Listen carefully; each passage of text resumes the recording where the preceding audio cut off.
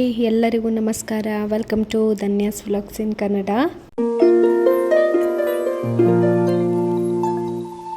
ಎಲ್ಲರೂ ಹೇಗಿದ್ದೀರಾ?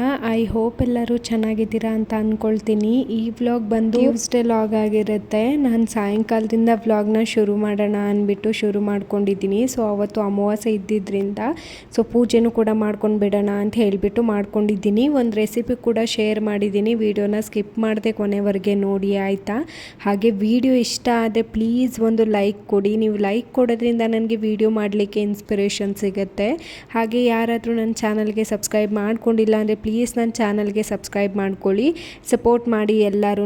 ಹೊಸದಾಗಿ ನಮಗೆ ಹೈಪ್ ಆಪ್ಷನ್ನ ಕೊಟ್ಟಿದ್ದಾರೆ.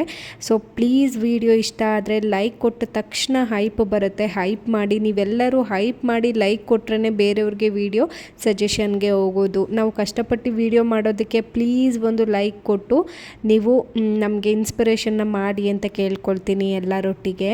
ಇವತ್ತಿನ ತಿಂಡಿಗೆ ನಾನು ಪಾಲಕ್ ರೈಸನ್ನು ಮಾಡ್ಕೊಂಡಿದ್ದೆ. ಸೊ ಈವ್ನಿಂಗಿಂದ ವ್ಲಾಗ್ನ ಶೇರ್ ಮಾಡ್ಕೊಳ್ತಿರೋದ್ರಿಂದ ಫಸ್ಟಿಗೆ ನಾನು ಪೂಜೆ ಮಾಡೋ ಅಂಥ ಒಂದು ಕ್ಲಿಪ್ಪಿಂಗ್ಸ್ನ ನಾನು ನಿಮ್ಮ ಜೊತೆ ಶೇರ್ ಮಾಡ್ಕೊಳ್ತಾ ಇದ್ದೀನಿ.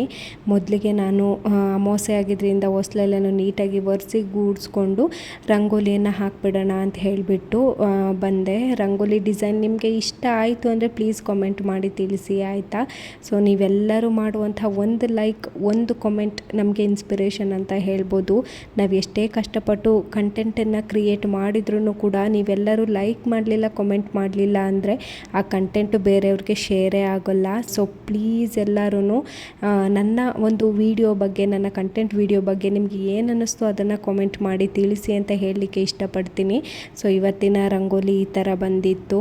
ರಂಗೋಲಿ ಎಲ್ಲನೂ ಬಿಟ್ಟಿದ್ದಾದ ನಂತರ ನಾನು ದೇವ್ರ ಮನೆಗೆ ಪೂಜೆ ಮುಗಿಸ್ಕೊಳ್ಳೋಣ ಅಂತ ಹೇಳಿಬಿಟ್ಟು ಬಂದೆ. ದೇವ್ರ ಮನೇಲಿ ಹೂಗಳೆಲ್ಲನೂ ತೆಗೆದುಬಿಟ್ಟು ನಾನು ಮತ್ತೆ ಹೊಸ ಹೂವನ್ನು ಇಟ್ಬಿಟ್ಟು ಪೂಜೆ ಮಾಡೋಣ ಅಂತ ಹೇಳಿಬಿಟ್ಟು ರೆಡಿ ಮಾಡಿಕೊಂಡೆ. ದೇವ್ರ ಮನೇನು ಕ್ಲೀನ್ ಮಾಡಲಿಲ್ಲ, ಜಸ್ಟ್ ಹೂವನ್ನು ಚೇಂಜ್ ಮಾಡಿ ಪೂಜೆ ಮಾಡ್ತಿರೋದು ಅಷ್ಟೇ. ಸಾಮಾನ್ಯವಾಗಿ ಅಮಾವಾಸ್ಯೆ ದಿನ ನಾನು ದೇವ್ರ ಮನೆಯನ್ನು ಕ್ಲೀನ್ ಮಾಡಲಿಕ್ಕೆ ಹೋಗಲ್ಲ. ಸೊ ನೆಮ್ಮದಿಯಾಗಿ ಕೂತ್ಕೊಂಡು ದೇವ್ರ ಪೂಜೆನೆಲ್ಲ ಮುಗಿಸ್ಕೊಳ್ತಾ ಇದ್ದೀನಿ.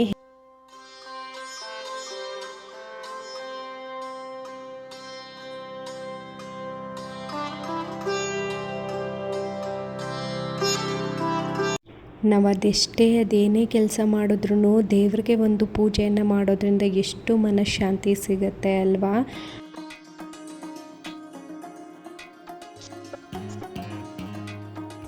ಗಣೇಶು ಮಂತ್ರಿ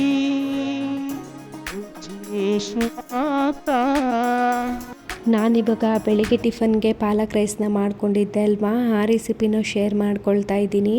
ಪಾಲಕ್ ಸೊಪ್ಪನ್ನು ನಾವು ಮಾಡುವಂತಹ ಅಡುಗೆಯಲ್ಲಿ ಬಳಸ್ಕೊಳ್ಳೋದ್ರಿಂದ ತುಂಬ ಅಂದರೆ ತುಂಬಾ ಹೆಲ್ತ್ ಬೆನಿಫಿಟ್ ಇದೆ. ಸೊ ನಾನು ಪ್ರತಿಯೊಂದು ವಿಡಿಯೋದಲ್ಲೂ ಕೂಡ ಹೇಳ್ತಾನೆ ಬಂದಿದ್ದೀನಿ. ಸೊ ಪಾಲಕ್ ಸೊಪ್ಪಲ್ಲಿ ಅತಿ ಹೆಚ್ಚಾಗಿ ನಮಗೆ ವೈಟಮಿನ್ಸ್ ಇರೋದ್ರಿಂದ ಕಣ್ಣಿನ ಆರೋಗ್ಯಕ್ಕೆ, ಹೃದಯದ ಆರೋಗ್ಯಕ್ಕೆ ತುಂಬಾ ಒಳ್ಳೆಯದು ಅಂತಲೇ ಹೇಳ್ಬೋದು. ಸೊ ನಾನು ಬೆಳಿಗ್ಗೆ ಎದ್ದುಬಿಟ್ಟು ಮೊದಲಿಗೆ ಸೊಪ್ಪನ್ನು ಬೇಗ ಹಾಕಿಬಿಟ್ಟು ಒಂದು ಡಿಟಾಕ್ಸ್ ಡ್ರಿಂಕನ್ನು ಮಾಡಿಕೊಂಡು ಕುಡ್ಕೊಳ್ತಾ ಇದ್ದೀನಿ. ಸೊ ಡಿಟಾಕ್ಸ್ ಡ್ರಿಂಕ್ ಇವತ್ತು ಈ ಥರ ಇದೆ. ಕಲ್ಲಂಗಡಿ ಹಣ್ಣನ್ನು ತಗೊಂಡಿದ್ದೀನಿ, ಅದಾದ ನಂತರ ಸ್ವಲ್ಪ ಪುದೀನ ಸೊಪ್ಪನ್ನು ತಗೊಂಡಿದ್ದೀನಿ, 1-2 3 ಮೆಣಸನ್ನು ತಗೊಂಡಿದ್ದೀನಿ. ಇಷ್ಟನ್ನು ಹಾಕ್ಕೊಂಡು ನೀರು ಹಾಕ್ಕೊಂಡು ರುಬ್ಕೊಂಡು ನಿಮಗೆ ಬೇಕು ಅನಿಸಿದ್ರೆ ಜೇನುತುಪ್ಪ ಅಥವಾ ಲೆಮನನ್ನು ಸೇರಿಸ್ಕೊಳ್ಬೋದು. ಕಲ್ಲಂಗಡಿಯಲ್ಲೂ ಅಷ್ಟೇ ನೀರಿನ ಅಂಶ ಜಾಸ್ತಿ ಇರೋದ್ರಿಂದ ನಮ್ಮ ದೇಹವನ್ನು ಹೈಡ್ರೇಟಾಗಿ ಇಡಲಿಕ್ಕೆ ತುಂಬಾ ಹೆಲ್ಪ್ ಮಾಡುತ್ತೆ ಅಂತಲೇ ಹೇಳ್ಬೋದು. ಈ ಒಂದು ಬೇಸಿಗೆ ಕಾಲಕ್ಕೆ ಹೇಳಿ ಮಾಡಿಸಿದಂಥ ಫ್ರೂಟ್ ಅಂತಲೇ ಹೇಳ್ಬೋದು. ಸೊ ನಾನು ರುಬ್ಬಿ ಇಟ್ಕೊಂಡು ನಾನೇನು ಸೋಸಕ್ಕೆ ಹೋಗಲಿಲ್ಲ. ಹಾಗೆಯೇ ನಾನು ಗ್ಲಾಸ್ ಲೋಟಕ್ಕೆ ಹಾಕ್ಕೊಂಡು ಜ್ಯೂಸನ್ನ ಕುಡ್ಕೊಂಡು ಹಸ್ಬೆಂಡು ಕೂಡ ಕೊಟ್ಬಿಟ್ಟು ಇವಾಗ ತಿಂಡಿಗೆ ರೆಡಿ ಮಾಡ್ಕೊಳ್ತಾ ಇದ್ದೀನಿ. ಬೇಯಿಸಿ ಆರಿಸಿ ಇಟ್ಕೊಂಡಿರುವಂತಹ ಸೊಪ್ಪನ್ನು ಮಿಕ್ಸರ್ ಬೌಲಿಗೆ ಹಾಕ್ಕೊಂಡು ಖಾರಕ್ಕೆ 1-2 ಹಸಿರು ಮೆಣಸಿನ್ಕಾಯಿನ ಹಾಕ್ಕೊಂಡು ರುಬ್ಬಿ ಎತ್ತಿಟ್ಕೊಳ್ಬೇಕು. ಅದಾದ ನಂತರ ಸ್ಟವ್ ಮೇಲೆ ಒಂದು ಪ್ಯಾನ್ನ ಇಟ್ಕೊಂಡಿದ್ದೀನಿ. ಪ್ಯಾನ್ ಕಾದ ನಂತರ ಎಣ್ಣೆ ಹಾಕ್ಕೊಂಡಿದ್ದೀನಿ. ಸಾಸಿವೆ ಚೆನ್ನಾಗಿ ಚಟಪಟ ಅಂತ ಸಿಡ್ದಿದ ತಕ್ಷಣ ನಾನು ಕಡಲೆಬೇಳೆ ಮತ್ತು ಉದ್ದಿನಬೇಳೆ ಮತ್ತು ಗೋಡಂಬಿನ ಸೇರಿಸ್ಕೊಂಡು ನೀಟಾಗಿ ಫ್ರೈ ಮಾಡ್ಕೊಳ್ತೀನಿ. ಅದಾದ ನಂತರ ಚಿಕ್ಕದಾಗಿ ಕಟ್ ಮಾಡಿರುವಂಥ ಒಂದು ಈರುಳ್ಳಿನ ನಾನು ಸೇರಿಸ್ಕೊಳ್ತಾ ಇದ್ದೀನಿ. ಈರುಳ್ಳಿ ಗೋಲ್ಡನ್ ಬ್ರೌನ್ ಕಲರ್ ಬರೋ ತನಕ ನೀಟಾಗಿ ಫ್ರೈ ಮಾಡ್ಕೊಳ್ಬೇಕು. ನಿಮಗೆ ಬೇಕು ಅಂತ ಅನಿಸಿದ್ರೆ ಹಸಿರು ಮೆಣಸಿನ್ಕಾಯಿನ ಸೇರಿಸ್ಕೊಳ್ಬೋದು. ಸೊ ನನಗೆ ನಾನು ರುಬ್ಲಿಕ್ಕೆ ಹಾಕ್ಕೊಂಡಿದ್ದೀನಿ ಅಲ್ವಾ, ಅಷ್ಟೇ ಖಾರ ಸಾಕಾಗುತ್ತೆ. ಸೊ ನನಗೆ ಚಿಕ್ಕ ಮಗಳಿರೋದ್ರಿಂದ ಜಾಸ್ತಿ ಖಾರ ಮಾಡಲ್ಲ ನಾನು. ಅದಾದ ನಂತರ ರುಬ್ಬಿಟ್ಟಿರೋ ಇಟ್ಟಿರುವಂಥ ಪಾಲಕ್ ಸೊಪ್ಪನ್ನು ಕೂಡ ಹಾಕಿಬಿಟ್ಟು ನೀಟಾಗಿ ಫ್ರೈ ಮಾಡ್ಕೊಳ್ತೀನಿ. ಹಸಿ ವಾಸನೆ ಹೋಗಿದ ತಕ್ಷಣ ನಾನು ರೈಸನ್ನು ಹಾಕಿಬಿಟ್ಟು ಮಿಕ್ಸ್ ಮಾಡಿಕೊಂಡ್ರೆ ಸೂಪರ್ ಟೇಸ್ಟಿಯಾಗಿರುವಂತಹ ಪಾಲಕ್ ರೈಸ್ ರೆಡಿನೇ ಆಗೋಗಿರುತ್ತೆ. ಸೊ ತುಂಬಾ ಈಸಿ, ತುಂಬಾ ಹೆಲ್ದಿ ಅಂತ ಹೇಳ್ಬೋದು. ಮಿಸ್ ಮಾಡದೆ ನೀವು ಒಮ್ಮೆ ಟ್ರೈ ಮಾಡಿ ನೋಡಿ ಆಯಿತಾ. ಟ್ರೈ ಮಾಡಿಬಿಟ್ಟು ಕಾಮೆಂಟ್ ಮಾಡಿ. ಸೊ ಜಾಸ್ತಿ ಟೈಮ್ ಕೂಡ ಹಿಡಿಯಲ್ಲ, 1-2 ನಿಮಿಷಕ್ಕೇ ಪ್ರಿಪೇರ್ ಮಾಡ್ಕೊಂಡು ಬಿಡ್ಬೋದು. ಅದಾದ ನಂತರ ನಾನಿಲ್ಲಿ ಸ್ವಲ್ಪ ಬೀಟ್ರೋಟ್ ಪಲ್ಯನ ಮಾಡ್ಕೊಳ್ಳೋಣ ಅಂತ ಹೇಳಿಬಿಟ್ಟು ಒಂದು ಪ್ಯಾನ್ನ ಇಟ್ಕೊಂಡು ಎಣ್ಣೆ, ಕಡಲೆಬೇಳೆ, ಹಸಿರು ಮೆಣಸಿನ್ಕಾಯಿ, ಈರುಳ್ಳಿನ ಹಾಕ್ಕೊಂಡು ಫ್ರೈ ಮಾಡಿಕೊಂಡು ಕಟ್ ಮಾಡಿ ಇಟ್ಟಿರುವಂತಹ ಬೀಟ್ರೋಟನ್ನು ಸೇರಿಸ್ಕೊಳ್ತಾ ಇದ್ದೀನಿ. ಈ ಥರ ಬೀಟ್ರೋಟನ್ನು ಚಿಕ್ಕದಾಗಿ ಕಟ್ ಮಾಡಿ ಒಂದ್ಸತ ಪಲ್ಯ ಮಾಡಿಕೊಂಡು ಟ್ರೈ ಮಾಡಿ ನೋಡಿ, ತುಂಬಾ ಟೇಸ್ಟಿಯಾಗಿ ಬರುತ್ತೆ ಅಂತಲೇ ಹೇಳ್ಬೋದು. ಅದಾದ ನಂತರ ನಾನು ಸ್ವಲ್ಪ ನೀರನ್ನು ಸೇರಿಸ್ಕೊಳ್ತಾ ಇದ್ದೀನಿ. ಅದು ಚೆನ್ನಾಗಿ ಬೇಯಲಿಕ್ಕೆ ಸ್ವಲ್ಪ ನೀರು ಬೇಕು ಅಲ್ಲ, ಅದಕ್ಕಾಗಿ ಒಂದು ಸ್ವಲ್ಪ ನೀರನ್ನು ಮಿಕ್ಸ್ ಮಾಡಿಕೊಂಡು ರುಚಿಗೆ ತಕ್ಕಷ್ಟು ಉಪ್ಪನ್ನು ಸೇರಿಸ್ಕೊಳ್ತಾ ಇದ್ದೀನಿ. ನೀಟಾಗಿ ಒಮ್ಮೆ ಮಿಕ್ಸ್ ಮಾಡಿಕೊಂಡು ಲಿಟ್ಟನ್ನ ಕ್ಲೋಸ್ ಮಾಡಿ ಒಂದು 5 ನಿಮಿಷ ಬೇಯಲಿಕ್ಕೆ ಬಿಡ್ತೀನಿ. ನೋಡ್ತಾ ಇರ್ಬೋದು ನೀವೇನೆ, ನೀರೆಲ್ಲ ನೀಟಾಗಿ ಪಂಕೊಂಡು ನೀಟಾಗಿ ಬೆಂದಿದೆ ಇವಾಗ. ಸೊ ತೋರಿಸ್ತೀನಿ ನೋಡಿ, ಆಲ್ಮೋಸ್ಟ್ ಅಲ್ಲಿ ಬೆಂದ್ಕೊಂಡಿದೆ. ಇನ್ನೊಂದು 5 ನಿಮಿಷ ಬೇಯಿಸಿದ್ರೆ ಸಾಕಾಗುತ್ತೆ.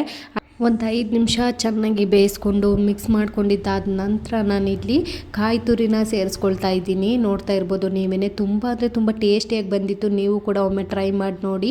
ಸಾಮಾನ್ಯವಾಗಿ ಬೀಟ್ರೋಟ್ನ ತುರಿದ್ಬಿಟ್ಟು ಪಲ್ಯ ಮಾಡ್ಕೊಳ್ತೀವಿ. ಈ ಥರ ಚಿಕ್ಕದಾಗಿ ಕಟ್ ಮಾಡಿ ಮಾಡ್ಕೊಂಡು ಕೂಡ ಒಂದ್ಸತಿ ಟ್ರೈ ಮಾಡಿ ನೋಡಿ, ಚೆನ್ನಾಗಿ ಬರುತ್ತೆ.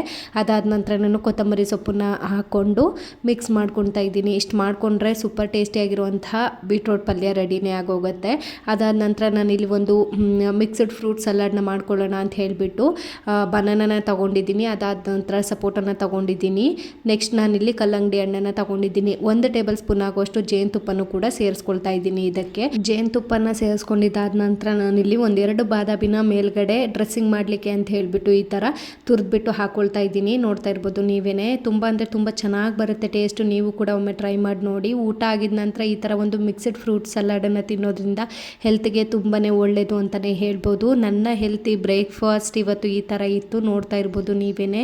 ಸೊ ಇಷ್ಟೇ, ಈ ವಿಡಿಯೋನು ಕೂಡ ಇಲ್ಲಿಗೆ ಎಂಡ್ ಮಾಡ್ತಾ ಇದ್ದೀನಿ.